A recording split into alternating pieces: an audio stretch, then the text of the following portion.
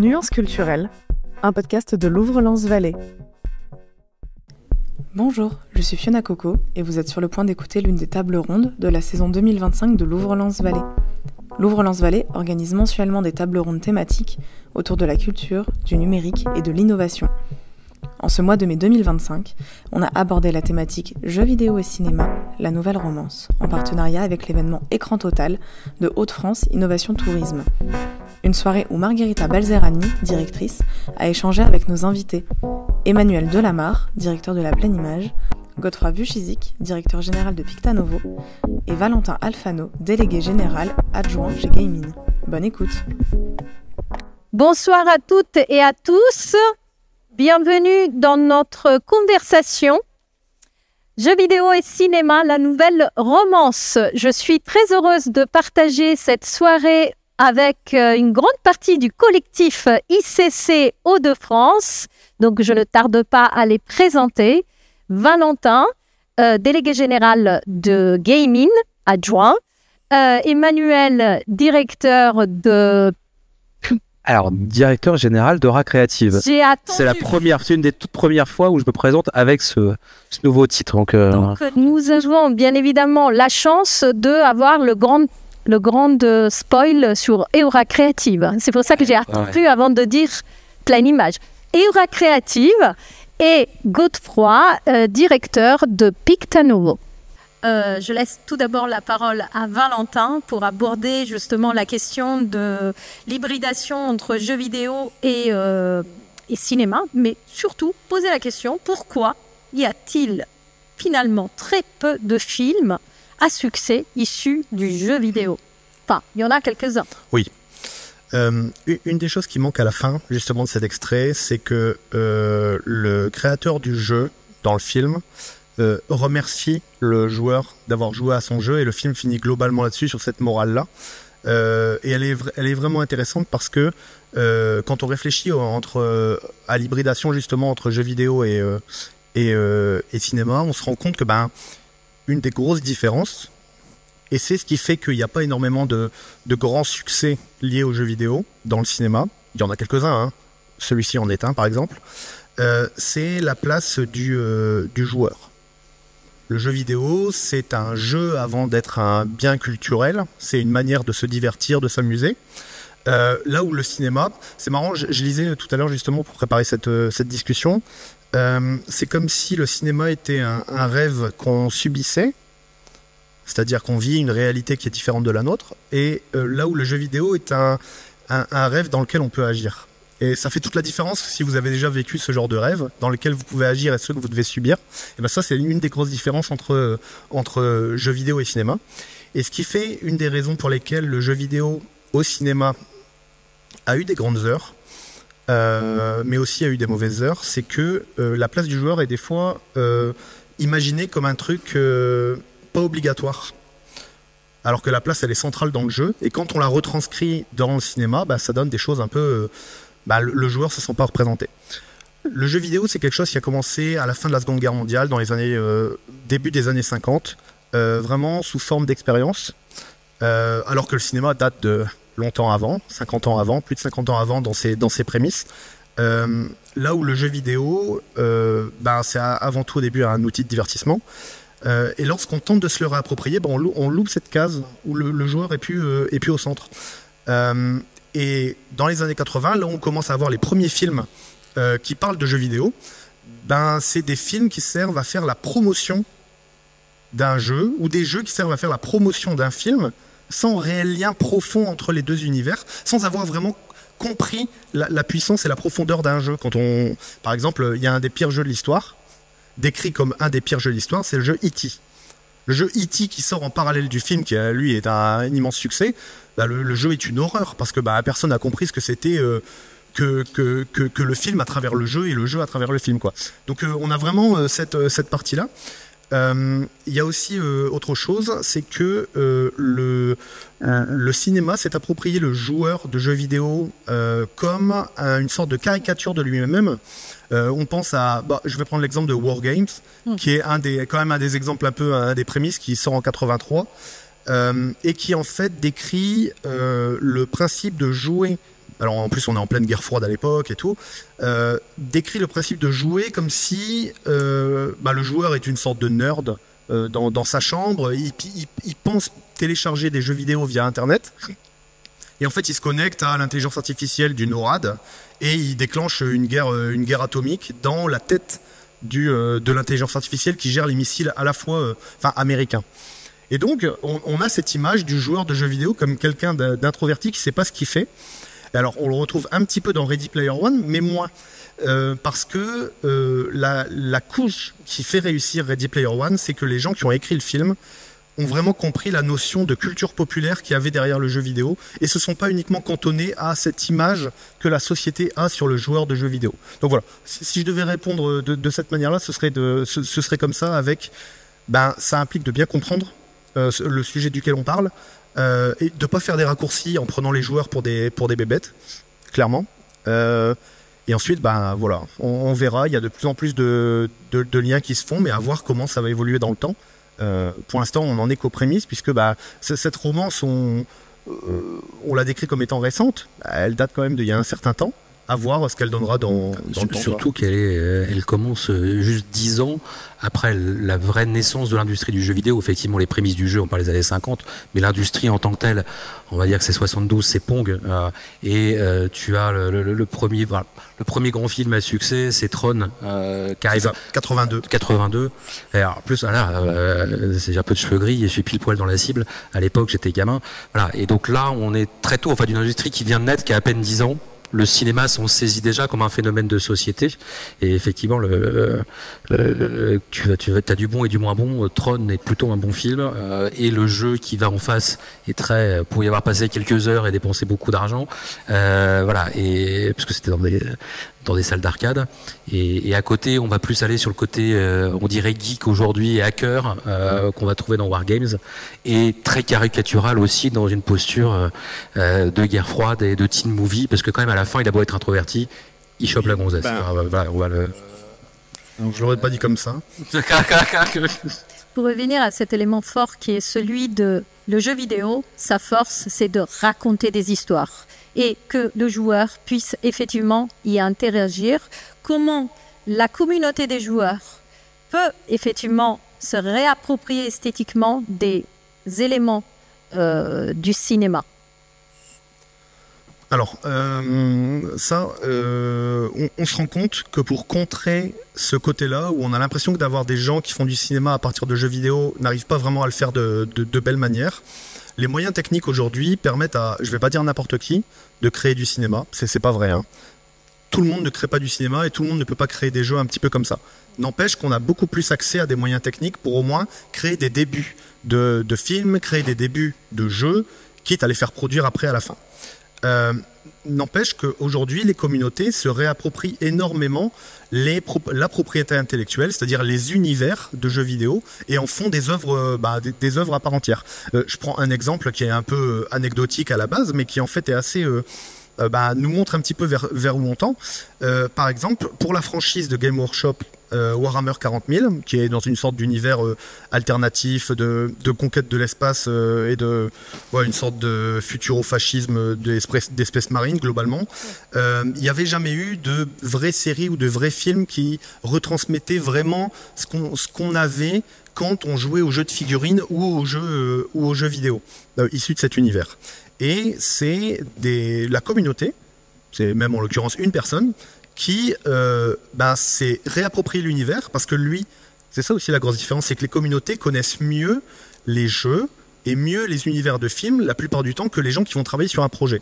Quand on travaille sur un projet, on va y travailler 5 ans, 6 ans, 3 ans, on va faire une prestation sur le projet.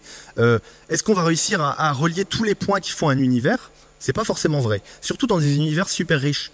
Warhammer 40 000, Zelda, Mario, qui a l'air anecdotique comme ça, mais c'est un univers qui est super profond, avec les types de créatures, avec les personnages qu'on rencontre, la nourriture qu'on mange, etc.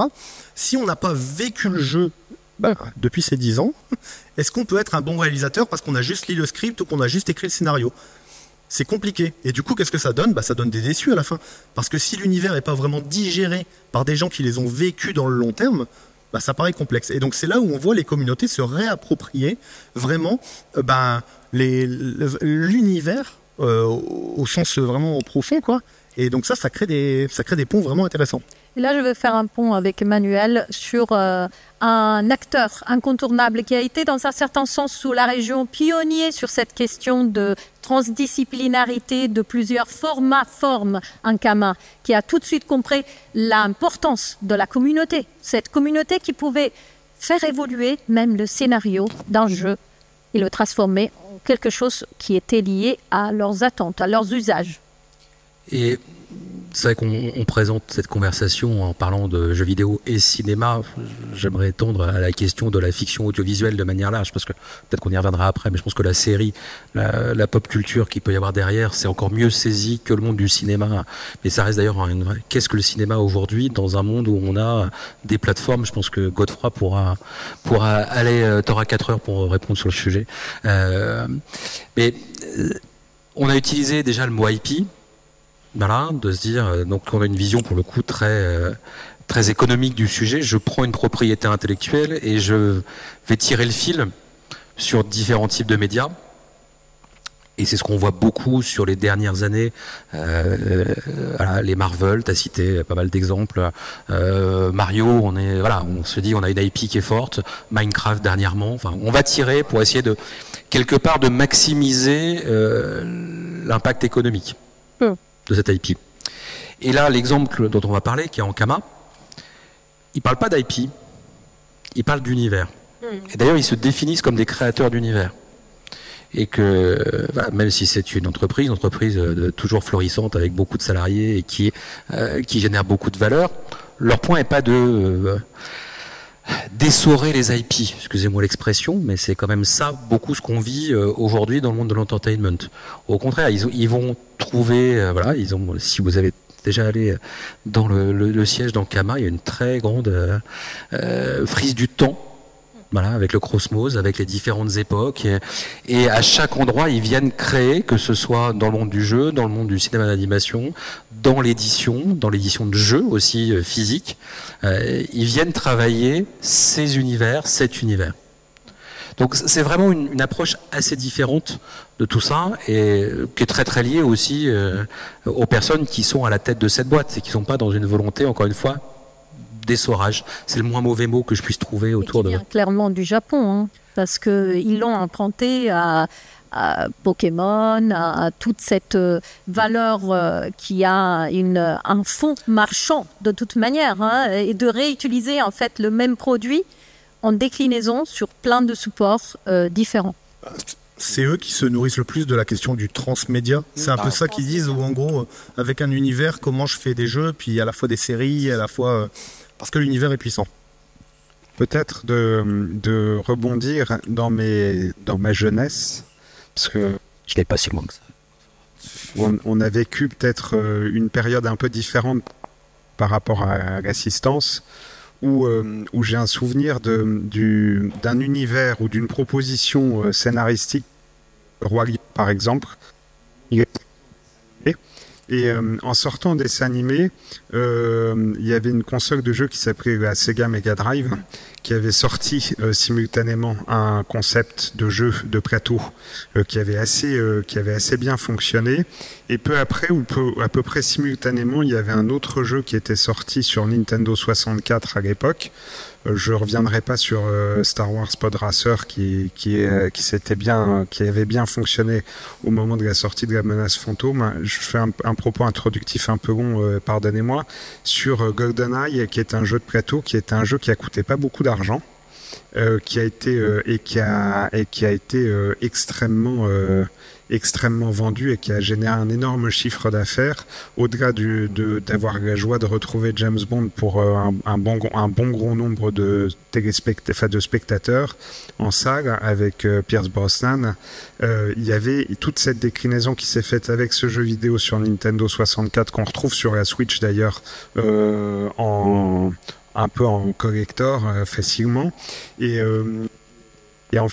en fait, toute cette possibilité de pouvoir investir autrement comme c'était indiqué tout à l'heure, comme spectateur ou comme téléspectateur, un univers, et de pouvoir devenir acteur à l'endroit même où l'univers, enfin où le héros auquel on s'identifie et lui-même leader était extrêmement agréable. Et c'est vrai que cette notion d'univers, d'IP et d'environnement dans lequel on peut se projeter et évoluer est extrêmement important, et c'est pour ça qu'on travaille effectivement dans cette direction sur une approche transmédia qui permet à la fois d'acheter des figurines à l'époque quand on était petit, de récupérer des petites figurines Star Wars. C'était à peu près comme d'avoir trouvé de l'or dans un ruisseau, parce que c'était hyper compliqué, que ça vienne du Japon ou des États-Unis.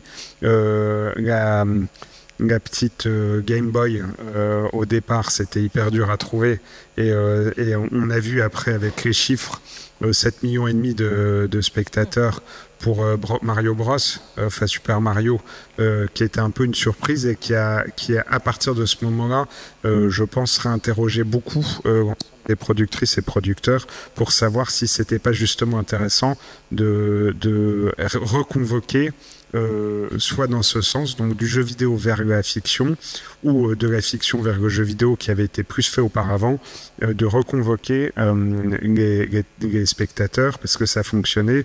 Mario Bros en est un exemple, Minecraft un peu moins, ça a un peu moins bien fonctionné, mais ça a quand même très bien fonctionné pour voir des cubes au cinéma, et puis avec un scénario un peu faible, mais voilà, de s'immerger dans cet univers, ça fonctionne, et plein d'autres exemples. On a peut-être Gran Turismo qui fait partie aussi plus récemment sur une proposition qui de facto n'a pas de personne l'a vu, mais en tout cas, il y a des gens qui l'ont vu, parce que je regardais les chiffres, il y a quand même quelques millions de spectateurs qui l'ont vu, et la franchise est rentable, et surtout sur aucune proposition scénaristique, parce que c'est quand même un jeu, c'est un jeu où en fait c'est un simulateur.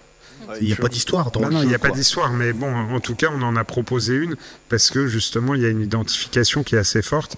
Et si je ne m'abuse, je pense que le budget là, pour la nouvelle version était à plusieurs milliards de dollars de production, ce qui me paraissait, je crois, assez à plus. Je crois avoir entendu 3 milliards de dollars de production, et c'est mon fils qui me disait ça il y a quelques jours, et je lui ai dit qu'il devait se tromper. Il m'a remontré les chiffres, et c'est à vérifier, mais c'est vertigineux. On dirait du James Cameron avec Avatar. Ouais. Pourquoi on dit romance? Parce que finalement, dont on parle, c'est la question de l'hybridation qui nous réunit, cette romance qui nous réunit aussi autant qu'au collectif. C'est-à-dire, si nous sommes réunis aujourd'hui, c'est parce que ce qui nous intéresse profondément, c'est la question de l'hybridation entre tous ces médias. Comment finalement un outil commun aux jeux vidéo et au cinéma, d'un moteur comme Unreal Engine, qui permet aujourd'hui de clairement faire des effets spéciaux incroyables. Comment cela s'embrique? Comment vous la traduisez aujourd'hui dans ces deux industries qui se nourrissent mutuellement? Je peux apporter un élément de réponse. Déjà, il y a une chose intéressante. Dans le jeu vidéo, c'est assez vite rendu compte que lui-même tout seul, Pong par exemple, c'était pas très agréable à regarder. Clairement. Enfin, en tant que spectateur, c'était pas fantastique si on n'était pas un joueur à l'intérieur. Le jeu vidéo va se nourrir de la cinématographie. Pourquoi? Parce que le cinéma, c'est ce qu'on a l'habitude de voir depuis les années 50. Enfin, le cinéma américain qui débarque chez nous, mais même le cinéma français, italien, japonais. Enfin, on avait l'habitude de commencer à avoir des images, des échelles de plans, des mouvements de caméra, tout ce genre de choses qu'on n'avait pas dans le jeu vidéo, qui rendaient pas le jeu vidéo très regardable, on va dire. Oh. Et les évolutions technologiques ont fait que, à partir d'un certain moment, on commence à pouvoir intégrer une caméra. D'ailleurs, aujourd'hui, quand on étudie en école de jeux vidéo, qu'on produit du jeu, un des 3 axes les plus importants, c'est la caméra. où est la caméra dans votre jeu, qu'est-ce qu'elle vous montre, comment vous la contrôlez, est-ce que vous la contrôlez, oui ou non. Donc ça, c'est un des aspects vraiment, vraiment importants. Et ça nous mène à, du coup, pour créer des jeux, on a dû créer de la gestion de caméra. Et quand on crée de la gestion de caméra, est-ce qu'on ne se retrouve pas un petit peu déjà dans le cinéma à partir de ce moment-là? Le lien est fait ensuite rapidement avec le fait que dans des jeux, quand il y a des longs passages narratifs dans lesquels le joueur ne joue pas, on appelle ça une cinématique. Cinématique. Voilà, moi, dans les termes. Exactement, la romance, elle est pleinement consommée à ce moment-là, quoi. Quand les jeux commencent à intégrer des cinématiques, c'est-à-dire des moments de cinéma dans les jeux, voilà, il y a toutes ces choses. Et puis, l'évolution technologique fait que les jeux ressemblant de plus en plus à la réalité ou amenant des nouveaux concepts cinématographiques qu'on n'avait pas encore vus jusqu'à présent, le cinéma s'en saisit, c'est normal. L'évolution fait que, il me semble qu'un des premiers films à se saisir des technologies numériques, c'est ce film avec, j'ai pas envie de dire son nom, mais Obélix. Gérard Day. Ouais, lui. Je veux pas le dire dans le micro, mais voilà. Gérard Day. Tout un tas de raisons. Gérard Day. Et il me semble qu'il joue un enquêteur. J'ai plus son nom. Bref, ce film est un des premiers à intégrer la technologie 3D dans le cinéma. Et ensuite, à partir de ça, on a tout un développement. Et c'est fait grâce à la base à des moteurs de jeux vidéo. C'est parce que dans le jeu vidéo, on a développé ces technologies qu'aujourd'hui on s'en saisit. Et inversement, notamment pour créer des cinématiques, on va utiliser des studios de motion capture qui nous permettent du coup de faire des cinématiques qui sont de plus en plus réelles, avec du coup, qu'est-ce qu'on récupère à l'intérieur? Des acteurs. C'est les premières fois où on commence à avoir des acteurs pour jouer des rôles dans le jeu vidéo. Enfin, c'est un énorme symbole du moment où on bascule entre jeux vidéo et cinéma. Donc on a vraiment toutes ces choses-là. Pour moi, il y a la question technologique. Les technologies qui avancent permettent cette hybridation. Sans technologie, ça me paraîtrait vraiment compliqué de passer d'un univers à un autre. Et ensuite, oui, à quoi le public est habitué? Et puis comment on en tire le meilleur parti dans chacun des deux médias.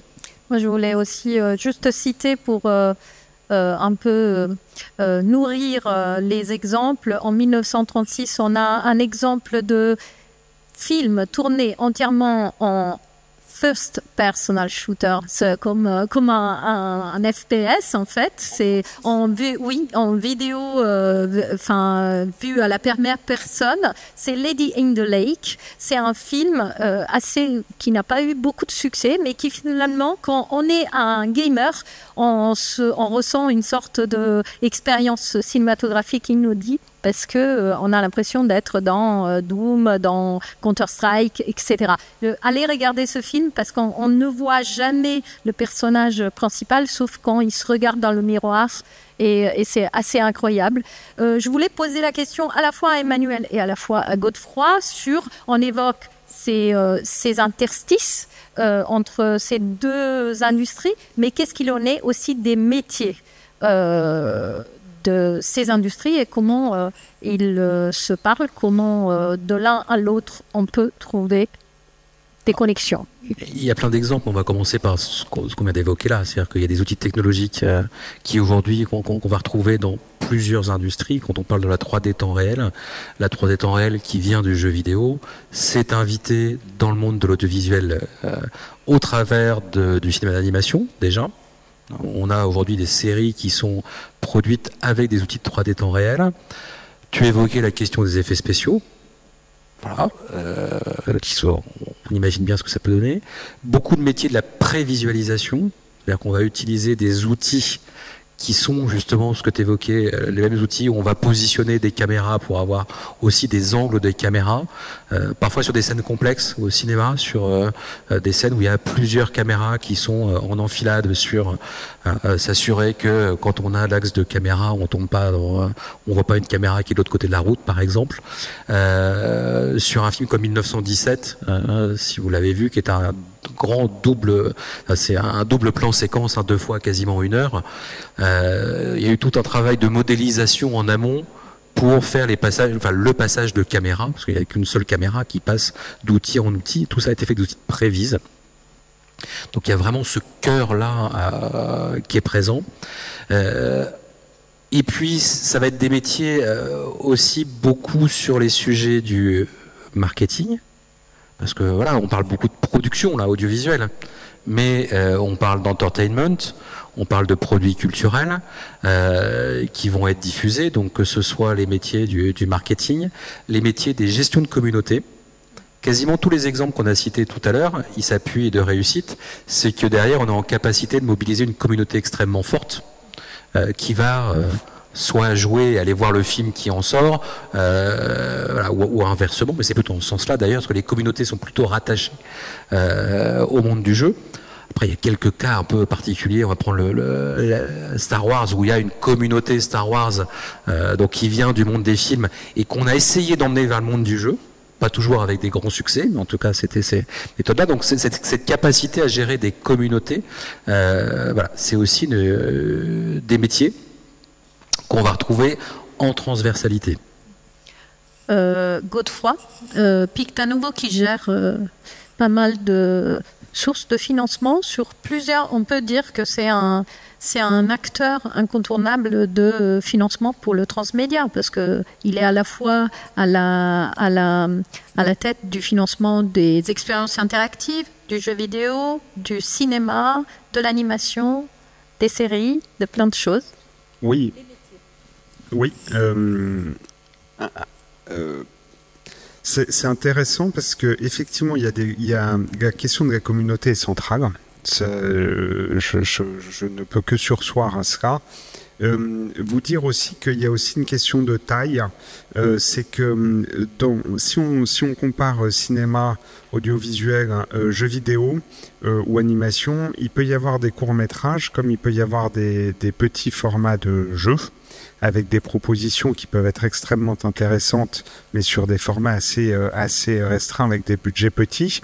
Il peut y avoir différentes tailles. Vous savez, et encore dans l'industrie du jeu vidéo, c'est plus visible et plus structuré, parce qu'on parle des grands studios américains ou des grands studios, de plus en plus de grands studios français ou de grands producteurs français, parce que c'est plus facile de les identifier, surtout avec la nouvelle stratégie en termes de cinéma.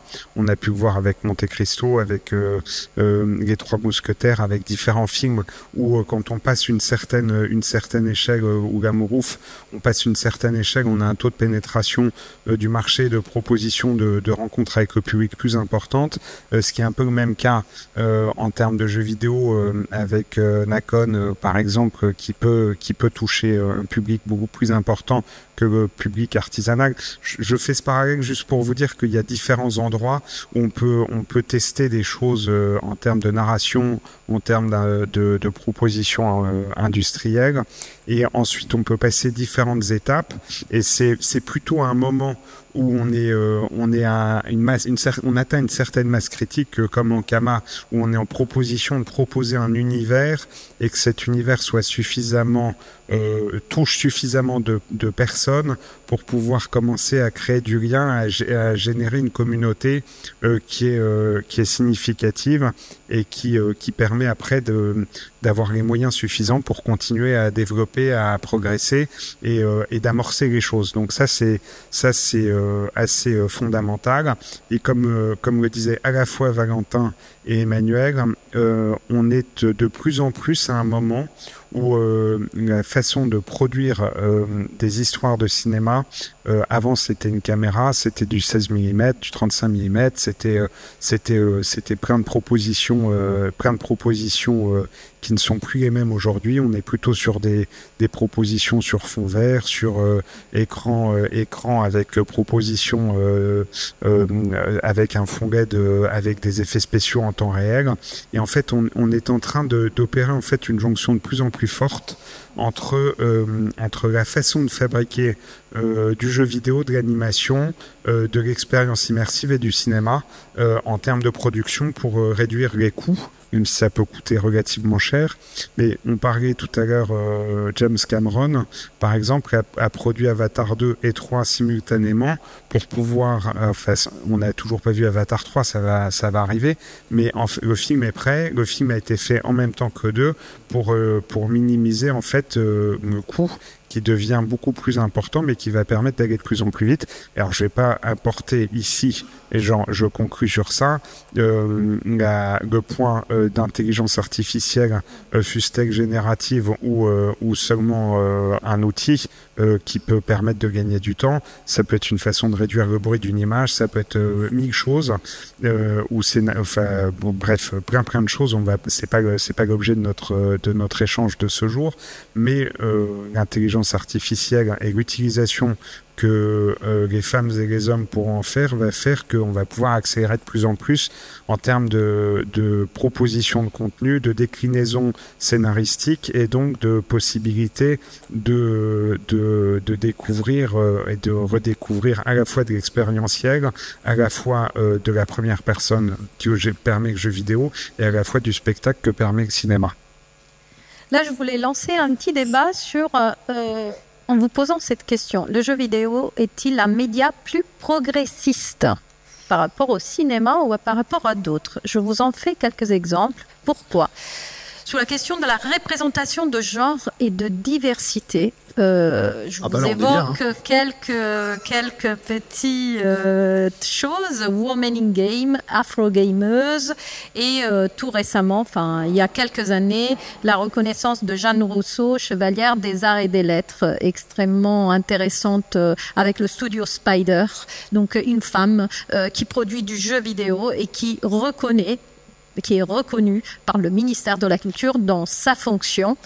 Je lance un petit débat là-dessus. Qu'est-ce que vous en pensez? Donner quelques éléments de contexte en amont, mais il y a eu un papier qui est sorti il y a un an, une grosse année maintenant, ou 2 ans peut-être, par 2 chercheuses, 2 enseignantes chercheuses de l'EDEC, Gagana Guitcheva et Gergemel Fornetti, qui ont étudié de manière très quanti la représentation féminine dans les jeux dits AAA, donc les blockbusters. Pour faire simple, c'est moins de 5% de représentation d'héroïnes. Voilà. C'est une donnée brute, et donc elles continuent leur travail là-dessus. C'est aussi très lié à la structuration même si on pourra en reparler après. Il y a une forme, je trouve, une ouverture, une inclusivité dans les studios de jeux vidéo et dans les personnes qui les composent. Mais si on revient sur ces grands studios qui produisent ces blockbusters, on est sur une surreprésentation masculine dans les équipes. Et donc avec des gros enjeux, Ubisoft travaille beaucoup sur ce sujet-là.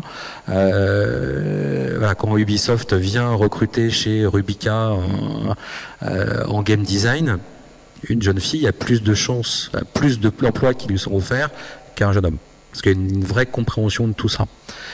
Que la position de la femme aussi dans le jeu, ça a toujours été quelque part la position soit de victime ou de personne à sauver.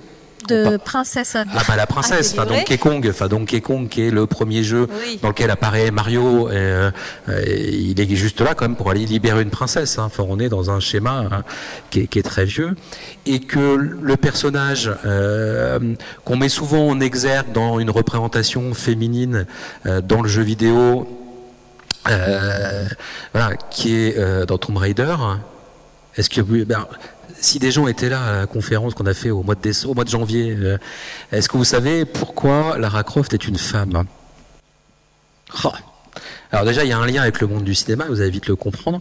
Ça fait penser à quel film, Lara Croft et Tomb Raider? Indiana Jones. Indiana Jones. Et en fait, ce qui s'est passé, c'est que tu te souviens de l'anecdote, mais je la raconte souvent parce qu'elle est très marquante. C'est pas une volonté d'un studio de jeux vidéo de dire on veut une héroïne. C'est pas ça le sujet. C'est qu'ils veulent développer un jeu dans un univers cinématographique qui est celui d'Indiana Jones. Et là, il y a les juristes du studio qui lèvent la main en disant si on sort le jeu avec un homme comme héros, on va se prendre la licence et toute la bande Spielberg sur le dos et on va perdre le procès. Et donc la meilleure solution pour éviter tout type de concurrence, c'est de mettre une héroïne. Donc il n'y a aucune volonté politique de représentation, etc. Ce sont des juristes qui décident de mettre une femme comme héroïne. Donc on est resté très longtemps sur quelque chose de pas du tout progressiste. Alors après on pourra définir ce qui est progressiste, mais voilà. Après dans la composition de ce que sont les studios de jeux vidéo les plus récents en tout cas, il y a une diversité. Et quand j'ai une diversité, une fluidité on va sur la question du genre, on va même dépasser la question. Les game designers qui font des transitions. Complètement, clairement. On en connaît, donc, voilà, on en connaît quelques-uns. Voilà. Bah, je rajoute un petit peu mon truc. Effectivement, le patriarcat est toujours très présent dans les industries culturelles et créatives en général. Ça a été le cas dans le jeu vidéo et il faut clairement le dire. Seulement, on a quand même une évolution de par aussi la nature des gens qui travaillent dans le jeu vidéo. Quand vous travaillez dans le jeu vidéo, vous êtes des profils au niveau master la plupart du temps, qui ont fait des écoles, qui ont fait des voyages, qui ont découvert le monde sur plein d'aspects, que ce soit les questions culturelles, les questions de genre, voilà. Et en plus, faut aussi se rappeler que c'est comment dire, on est dans des milieux culturels et d'innovation culturelle, donc on devrait déjà être à l'avant-garde de ce que la société devrait être capable de produire en termes de culture, de progrès, de ce genre de choses. Dans le jeu vidéo, j'aurais tendance à dire oui, le jeu vidéo a l'air un petit peu plus progressiste par la nature des gens qui travaillent à l'intérieur. Le jeu vidéo, c'est un refuge pour pas mal de gens. On l'a vu dans l'extrait qu'on a décrit au tout début, quand le personnage principal décrit la violence de la société et le fait qu'il ait besoin de se réfugier à l'intérieur d'un jeu, d'un projet, d'une création, comme un lieu de sûreté. Et pour quand on dit progressisme, je veux dire, pour moi, c'est toutes les personnes qui se sentiraient pas bien parce que le monde est dur, et le monde est vraiment dur, ils vont aller chercher des univers. L'univers du cinéma, peut-être que c'était pas le plus sûr quand on est une femme, pour plein de raisons. Peut-être que le jeu vidéo est un monde un peu plus sûr. Si on veut créer des univers en tant que femme, en tant que personne racisée ou ce genre de choses. Donc, de par nature, je dirais que oui. Et je dirais aussi que ça change partout, quand même, pas assez vite. Mais le monde du cinéma est en train de faire son changement. On voit quand même pas mal de changements, mais on n'en est pas encore là. Voilà. Et je dirais pas que c'est parfait dans le jeu vidéo du tout. Vraiment pas du tout. C'est pas encore parfait. De toute façon, c'est un travail que l'on mène au quotidien. En rentrant du Festival de Cannes, on voit les enjeux du CNC, et là, pour le coup, ça concerne vraiment l'ensemble de l'écosystème, sur l'importance des violences de harcèlement sexiste et sexuel. Et peut-être, c'est vrai, je regardais là parce que je ne joue pas à Matrix, le jeu. J'ai jamais joué, mais j'arrivais pas à me rendre compte si ça avait été un jeu significatif en termes d'impact.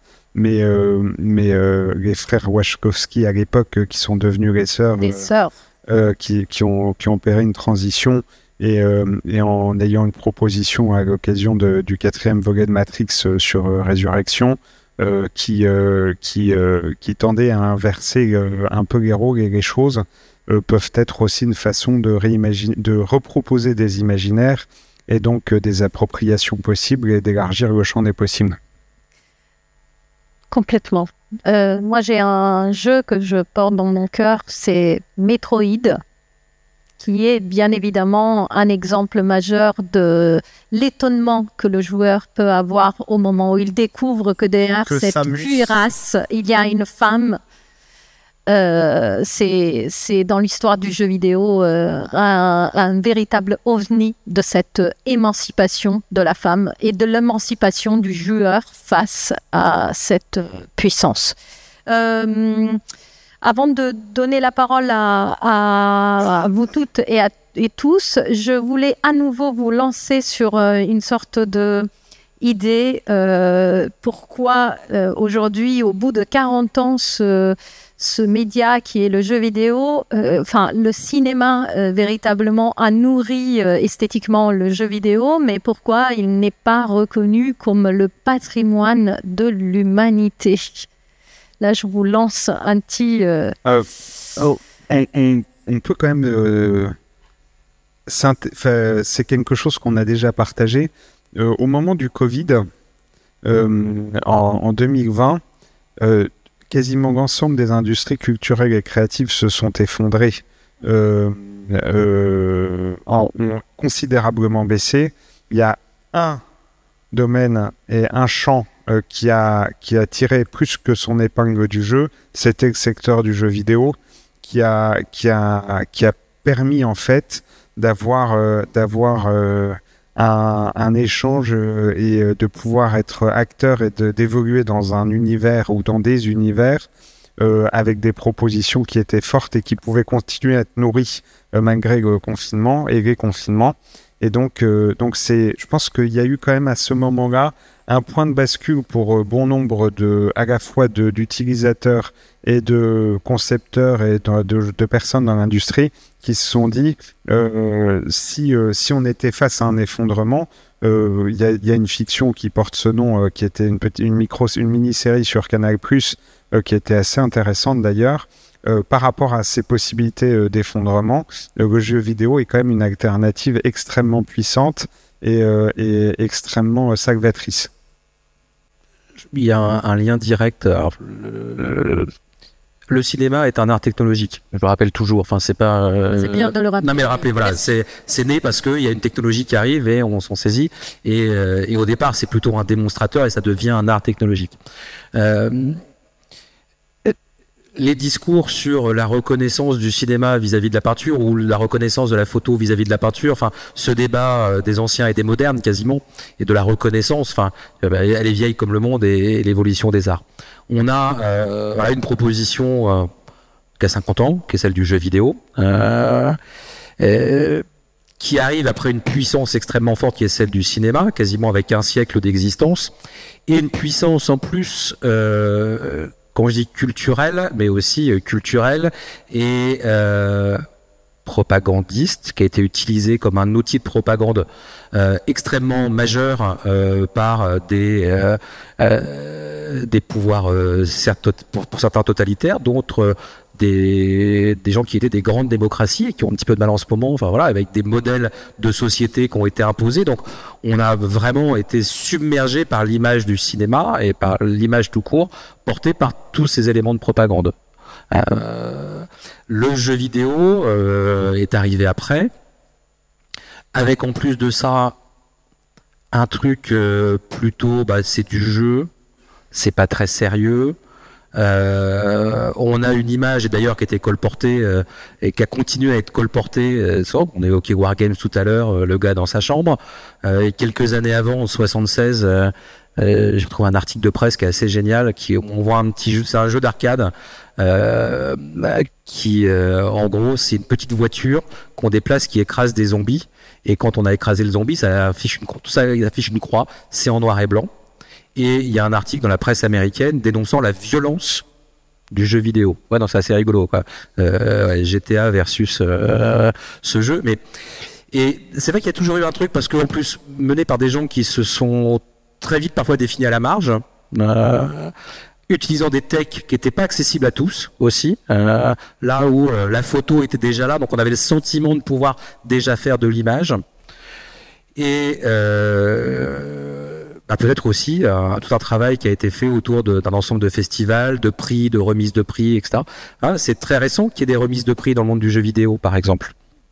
Les Pégases, ça a quoi? Ça, en France, ça fait 10 ans. 10 ans, voilà, c'est tout récent. On est bien loin des 50 ans, des Césars. Donc, mais je pense qu'en plus de ça, dans nos visions plutôt, dans un univers latin et catholique, un rapport à l'amusement qui est un peu plus tendu que ce qu'on peut avoir dans d'autres cultures, en particulier anglo-saxonnes. Donc, en France, on fait beaucoup la différence. C'est vrai qu'on met. J'ai rappelé juste un chiffre. Le jeu vidéo en France, c'est 5 fois le cinéma en termes de revenus. 5 fois. Voilà. Les aides du CNC, il n'y a pas 5 fois de plus d'aides pour le jeu vidéo que pour le cinéma. On est plutôt dans des ratios qui sont plus qu'inverses. Parce que c'est une industrie qui peut être rentable, contrairement au cinéma sans argent public. C'est toi qui l'as dit. J'avais oublié que c'était enregistré. Non mais, ouais, pour les ordres de grandeur, le marché du jeu vidéo dans le monde, c'est l'équivalent du cinéma plus de la musique au niveau du monde. Donc ça veut dire que quand on met à la marge le jeu vidéo comme étant pas forcément partie intégrante du patrimoine mondial de l'humanité, ça veut dire que voilà, on met à la marge quand même beaucoup de choses. Ce que tu disais par rapport à l'aspect propagande et tout fait que oui, c'est intéressant aussi de se dire à quel moment on dit qu'un art rentre dans le patrimoine mondial, parce que il transporte tout un tas d'idéologie derrière et est-ce qu'il y a... Soyons rassurés, la propagande est présente dans le jeu vidéo aussi maintenant. Alors, surtout en ce moment, on en voit beaucoup. Je voulais pas forcément aller sur ce terrain-là, mais juste pour dire, par rapport au patrimoine mondial, aujourd'hui, enfin, dans les futurs mois, va sortir une obligation de la part de la Bibliothèque nationale de France, qui est l'obligation d'enregistrer tous les jeux qui vont sortir en France auprès de cette base-là.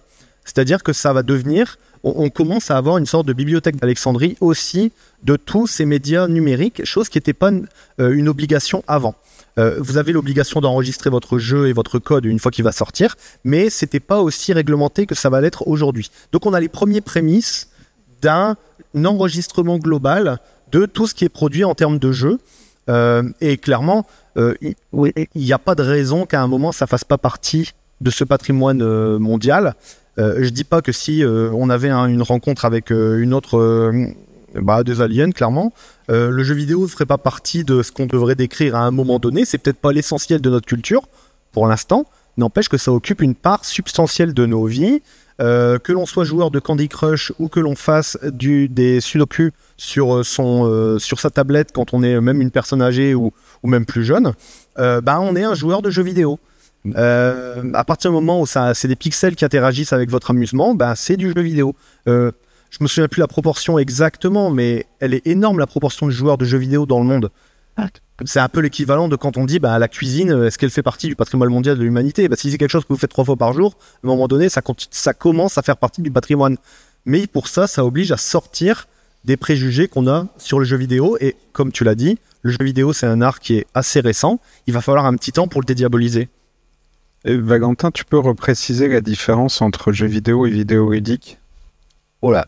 Non, mais peut-être en cours, mais je pense que ça pourrait être intéressant. Alors, dans ma compréhension de ces deux choses-là, le jeu vidéo, c'est une œuvre totale qui raconte une histoire. Voilà, ça c'est avec l'interaction d'un joueur au centre de ça. Vidéoludique, c'est quand on met à l'intérieur d'un logiciel une interaction qui crée de l'amusement. C'est la différence principale que je vois à l'intérieur de ces deux mots. Et quand on dit jeu vidéo, le cœur, c'est ce que tu dis par l'exemple là, c'est le cœur, c'est l'histoire qu'on raconte.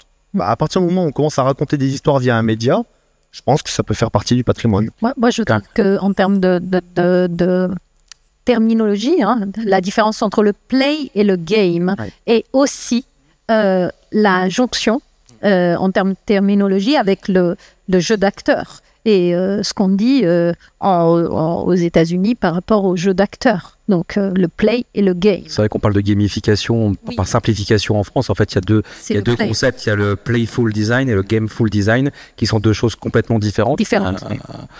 Et pour revenir sur le lien à la culture, quand même un point, aussi c'est marrant de donner ça, mais je sais plus si c'est tous les 3 ans, le Palais des Beaux-Arts de Lille fait un événement qui s'appelle Open Museum, dont l'enjeu est d'amener des publics plus éloignés que d'autres vers leur musée. Et donc, on les a accompagnés sur plein de projets sur les dernières années, avec des choses autour de la musique, etc., etc.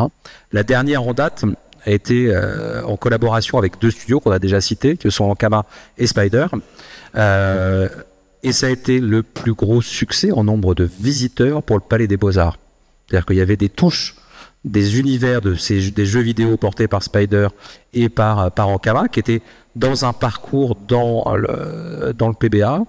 Et ça a permis à plein de gens de venir au contact de ce Palais des Beaux-Arts, de venir se confronter à une autre forme de culture qu'ils n'avaient pas l'habitude de faire. Donc ça peut être aussi un bel outil de médiation.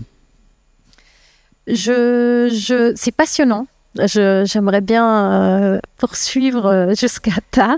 On a toute la soirée, non? Il faut laisser aussi le public s'exprimer, poser leurs questions, leurs doutes, leurs suggestions.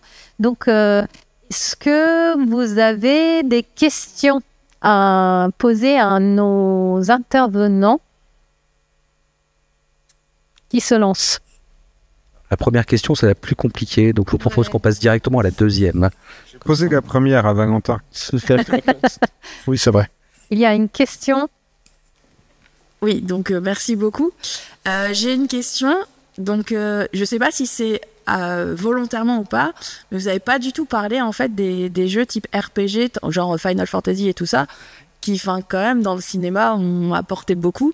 Et donc j'aurais aimé savoir, enfin, par rapport à tout ce qu'on a raconté aujourd'hui, comment ça se positionne et est-ce que ça n'a pas aussi contribué à ce développement ensuite de jeux qui sont peut-être moins, moins cinématographiquement directement adaptables d'une certaine manière, comme on disait Mario ou toutes ces choses-là. Est-ce que ça a eu une influence ou pas finalement dans ce passage? Le premier sujet, c'est qu'on a plein de sujets qu'on n'a pas eu le temps d'aborder et qu'on pourra continuer à aborder après. Mais j'ai l'impression qu'on allait super vite sur plein de trucs. Sur plein de trucs, ouais. Très... Non mais voilà, c'est vrai qu'on s'est concentré sur certaines sortes de jeux et en face, d'ailleurs on a assez peu regardé le sujet des films qui sont devenus des jeux aussi. Hein. Enfin, c'est très lié à des univers. On peut voir aussi des jeux contemplatifs. Enfin, il existe autant de styles de jeu quelque part qu'il y a de styles de cinéma. Donc voilà.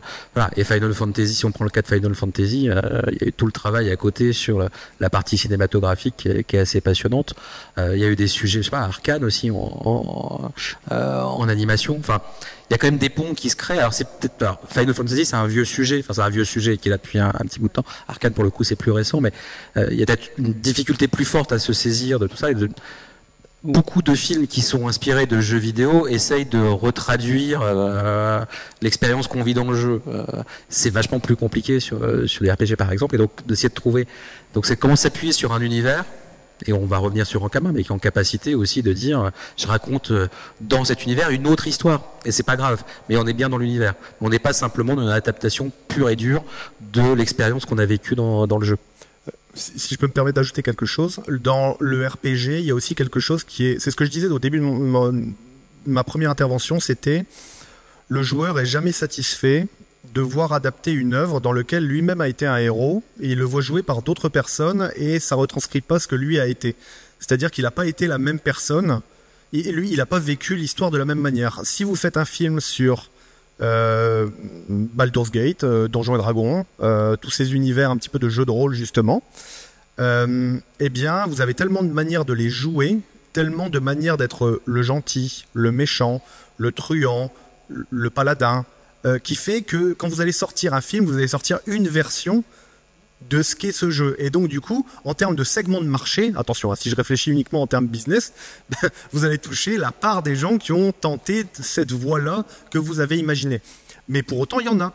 Et d'ailleurs, dans la partie hybridation, moi je vois plutôt l'inverse. C'est plutôt comment le jeu vidéo va se servir au contraire du cinéma pour produire des RPG, donc des jeux de rôle, des jeux vidéo de rôle, plus beaux visuellement, qui nous permettent d'aller plus profondément dans l'histoire. C'est l'exemple d'un jeu qui est sorti il y a un mois, Clair Obscur Expédition 33. Si vous n'avez jamais vu à quoi ressemble ce jeu, c'est un jeu qui a été développé pendant 6 ans par 30 Français issus de Ubisoft anciennement, et qui est en train de faire un carton absolument mondial.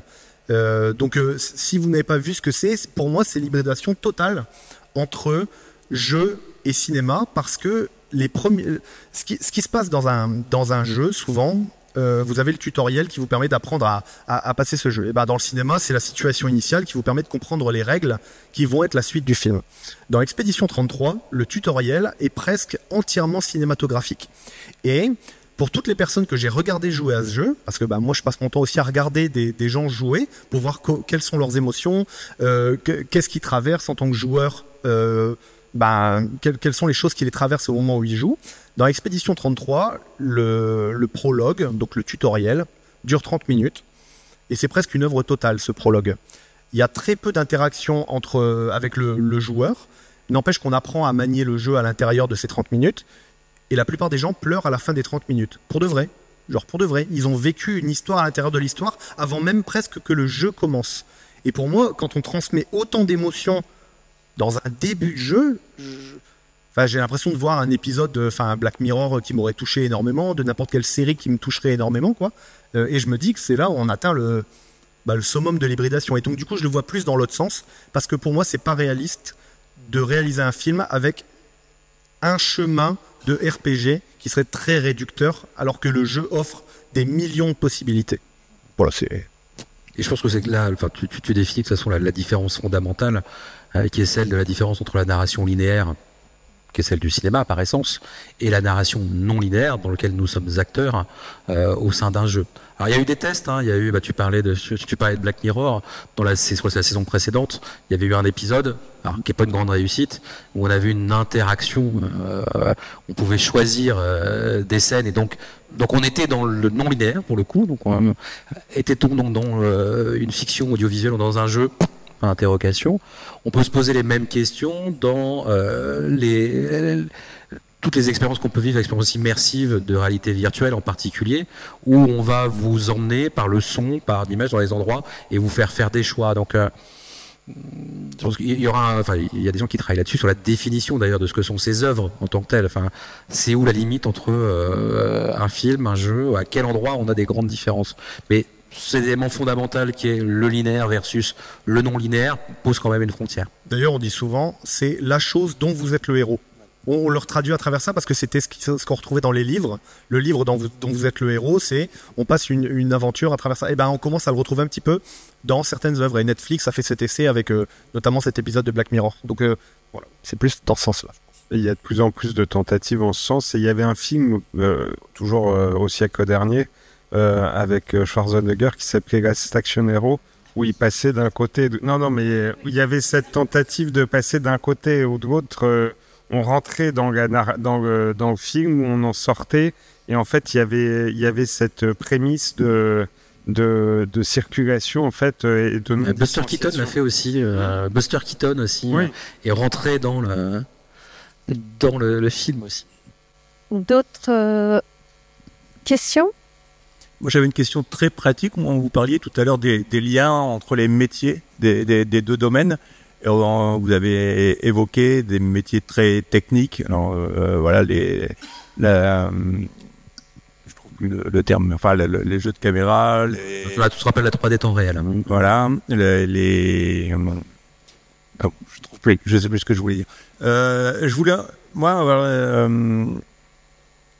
une question sur les métiers plus traditionnels du cinéma, comme le métier d'acteur, de réalisateur, de scénariste. Est-ce qu'il y a aujourd'hui des passerelles entre le cinéma et le jeu vidéo? Il y a des acteurs qui se prêteraient... On l'a vu dans pas mal de cinématiques, alors plutôt sur du AAA. Voilà, il y a du Robert Redford, il y a eu... qui on a d'autres. Enfin voilà, on vient utiliser l'image d'acteurs. C'est pas eux vraiment qui jouent. Après, il y a la question des acteurs de motion capture. Avec les personnages qui sont développés, parce qu'il y a toujours, je sais pas, un Gollum par exemple, on a bien un acteur qui est derrière. Voilà. Par contre, des univers, on va retrouver le même acteur. Alors, il y a des choses hybrides, on n'en a pas parlé, mais si vous avez l'occasion, j'aurais dû renvoyer le lien, mais c'est la bande démo de Unreal 5. Quand Unreal 5 est sorti, il y a une bande démo complètement dingue qui a été faite sur Matrix, où on est dans un film. Et à un moment, on bascule dans le jeu, mais de manière, voilà, c'est sans couture. Et en plus, il y a tout un jeu avec les acteurs. Et on ne sait pas s'ils sont les vrais acteurs ou les acteurs travaillés dans Unreal 5, avec en plus l'outil MetaHuman qui est par-dessus. Et puis en plus, avec Matrix, est-ce qu'on est dans la réalité ou pas? Pilule bleue, pilule rouge, la totale.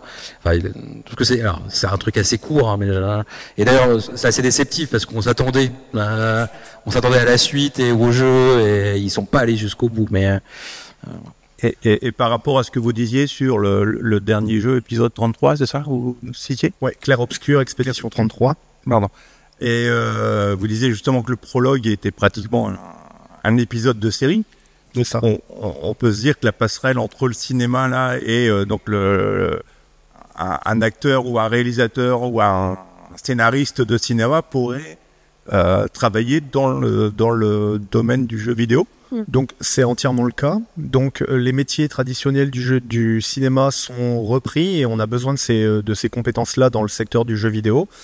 Moi j'ai un exemple très concret, mais j'ai découvert lorsque je suis rentré chez Gaming, lorsque j'ai commencé à rentrer dans des studios et à voir ce qui se passait, ce qu'on appelle des lightning artists. C'est-à-dire que c'est des gens qui dans une scène qui a été créée en 3D. On peut imaginer par exemple la scène que serait le Louvre-Lens-Vallée dans lequel il y aurait des personnages. Et ben si vous enlevez la lumière, qui est créée naturellement par le soleil ou par l'éclairage quand on fait du cinéma, ben, si vous l'enlevez dans le moteur de jeu, ben, il se passe plus rien. Par contre, vous avez une personne qui va travailler la lumière dans une scène 3D et qui va stimuler un soleil à cet endroit-là, qui va générer des ombres. Ce soleil, il peut le mettre plus ou moins rouge, plus ou moins bleu si on est en hiver ou si on est en été. Il va travailler toutes ces choses-là. Est-ce qu'il veut un éclairage plutôt zénithal au-dessus pour faire ressortir les murs, par exemple, les peintures qui sont affichées sur les murs. Donc, tous ces métiers qui, avant, se faisaient avec des projos, des nacelles, etc., on se retrouve à les faire dans des scènes 3D, avec cette fois une personne qui va justement mettre des points d'éclairage, etc. Et pour moi, c'est une évolution des métiers du cinéma, parce que ça s'inspire de ce... Et j'allais dire vice-versa, parce que tu évoquais tout à l'heure, Godefroy, la question de ce qu'on appelle les virtual sets. Donc on vient mettre des écrans LED qui servent de fond de décor, dans lequel on vient intégrer des décors en 3D temps réel. Et aujourd'hui, il y a des gros enjeux de formation, parce que pour informer des gens, parce que comme c'est un écran, ça fait aussi de la lumière. Donc pour avoir un rendu sur scène réel avec des vrais acteurs, il faut pouvoir travailler la lumière, j'allais dire à l'ancienne, comme on a toujours fait dans le cinéma, et utiliser en même temps la lumière de l'écran, d'avoir du décor physique qui est devant cet écran, qui soit complètement raccord avec ce qu'il y a dans le décor virtuel. Et donc il y a plein d'endroits, une école comme Artefix et École 24 aujourd'hui qui travaillent sur ces deux endroits-là de la jonction, parce que souvent on a séparé les sujets quand on est électro dans le monde du cinéma, on fait de la lumière, alors on va pas se rabaisser à aller utiliser un logiciel pour un écran LED. Enfin, je caricature à peine en disant ça. Donc il y a vraiment tous ces nouveaux métiers qui sont en train d'émerger, et aussi dans les gens qui gèrent les prods, une compréhension de ces outils pour bien les utiliser. C'est-à-dire comment, quand je travaille ma production au global, on sait bien pour faire tel type de scène qu'il faut tant de jours de tournage dans un studio. Par contre, quand c'est un studio LED, il y a encore beaucoup de difficultés à calibrer le temps d'utilisation de ces studios. Donc vraiment, c'est des allers-retours qui doivent se faire entre les deux. Et sur les métiers plus traditionnels et plus visibles du cinéma, comme acteur, réalisateur, est-ce qu'il y a déjà des passerelles? Est-ce que, pour reprendre l'exemple de tout à l'heure, on pourrait voir Gérard Day dans le prologue d'un jeu vidéo, ou Christopher Nolan réaliser un... Alors, tout à fait. Pour l'instant, on voit assez peu d'acteurs français, par exemple, si je devais défendre notre bout de gras, parce que le jeu vidéo est un média international. Donc pour l'instant, c'est pas encore le cas, mais par contre, on a beaucoup de stars américaines qui figurent dans des bandes annonces ou dans des cinématiques de jeux. Donc non, ça se crée énormément. On a aussi beaucoup d'équipes de jeux qui commencent à faire appel à des réalisateurs, à des compositeurs de musique de film pour leur musique de jeu. Donc non, il y a vraiment des passerelles entre ces deux univers, parce que les deux sont un peu des arts total dans leur manière d'être. Merci aux intervenants, aux participants et participantes, ainsi qu'à l'équipe de Louvre-Lens-Vallée. Merci à nos membres fondateurs, la communauté d'agglomération Lens-Liévin, la région Hauts-de-France, l'Université d'Artois, la Chambre de commerce et d'industrie de la région Hauts-de-France, la Chambre des métiers et de l'artisanat des Hauts-de-France et le musée du Louvre-Lens. La prochaine conversation aura lieu le 9 septembre à Louvre-Lens-Vallée et s'intitule « L'utilité sociale entre éthique et rentabilité ». Retrouvez toutes les infos sur nos réseaux sociaux ou directement sur Helloasso. À très vite.